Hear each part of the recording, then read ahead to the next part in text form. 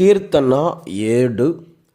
హింసలకు గురి అయిన పుణ్య పురుషుని ప్రార్థన. ప్రభు, నేను నిన్ను శరణు వేడుచున్నాను. నన్ను వెన్నాడు శత్రువుల నుండి నన్ను రక్షింపుము. లేదేని వారు సింహము వలె నన్ను కండ తుండెములుగా చీల్చివేయుదురు. వారు నన్ను ఎత్తుకొని పోవుదురు. అప్పుడు నన్ను ఎవరు రక్షింపగలరు? ప్రభు, నేను దుష్కార్యములు చేసినచో, ఉపకారము చేసిన నా మిత్రునికి అపకారము చేసినచో, నా విరోధిని నిష్కారణముగా దోచుకొని కీడు చేసినచో, నా శత్రువులు నన్ను తరిమి పట్టుకొందురుగాక. నన్ను క్రింద పడవేసి చంపి నా ప్రాణమును మట్టి పాలు చేయుదురుగాక. నన్ను నిర్జీవునిగా నేల మీద వదిలివేయుదురుగాక. ప్రభు, నీవు కోపము తెచ్చుకొని పైకి లెమ్ము. నాపై ఆగ్రహము చెందిన శత్రువుల మీదికి ఎత్తి రమ్ము.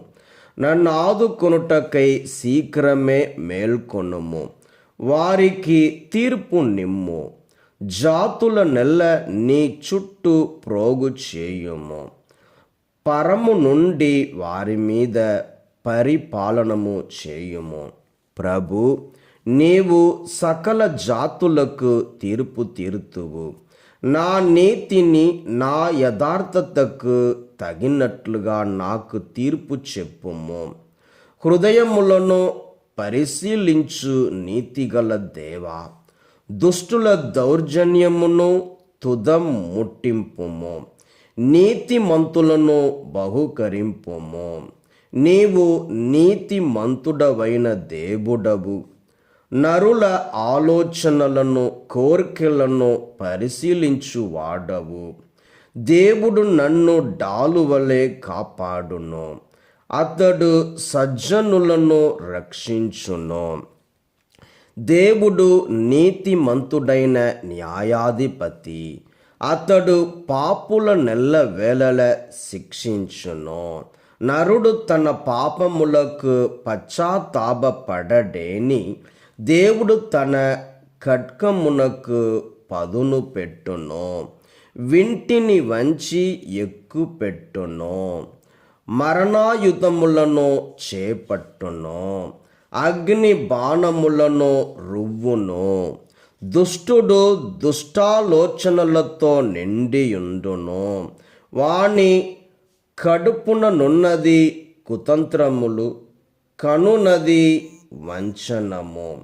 అతడు పెద్ద గోతిని త్రవ్వును, కానీ తాను త్రవ్విన గోతిలో తానే కూలును. అతని దుష్టత్వము అతని నెత్తి మీదికే వచ్చును. అతడు చేయు హింస అతనినే బాధించును.